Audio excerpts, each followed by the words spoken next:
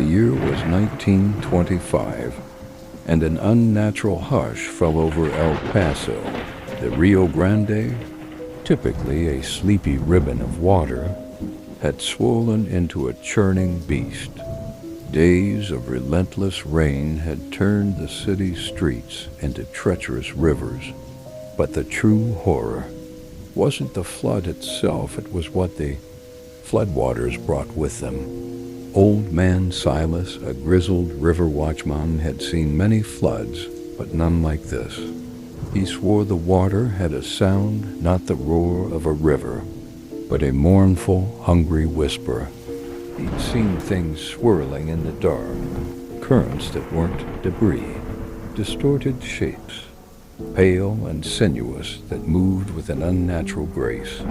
He'd once spotted a child's toy boat, a small wooden ark floating against the current, as if being pulled by an unseen force. As the flood crested, people took refuge on rooftops and in the upper floors of buildings. The world outside became a shifting, muddy reflection of the sky. Then the whispers began to rise from the water. First a murmur, then a chorus of low, guttural chanting. It was a language no one knew, but its meaning was clear. The flood was not an act of nature, but a ritual. Silas, from his perch on the roof of the old courthouse, saw them, pale figures with elongated limbs and vacant eyes. They emerged from the churning depths. They moved with the water, their movements impossibly fluid, their bodies shimmering like disturbed silt. They were not human, not anymore.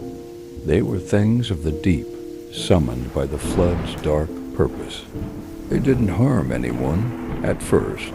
They simply moved through the streets, their whispers echoing against the rain-slicked walls.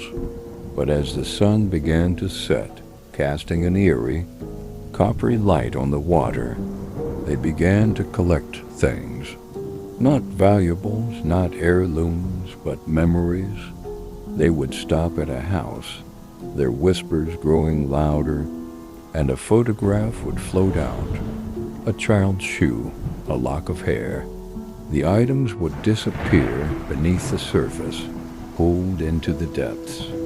A young woman named Elena watched from her attic window as one of the creatures paused before her home.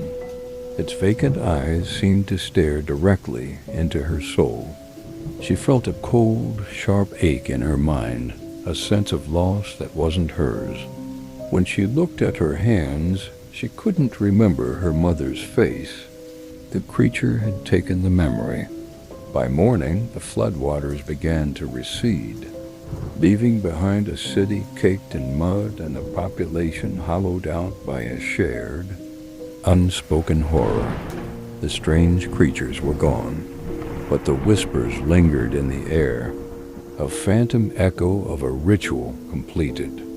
El Paso was free of the water, but the true flood had left its mark on their minds, a vast, empty space where their most cherished memories used to be.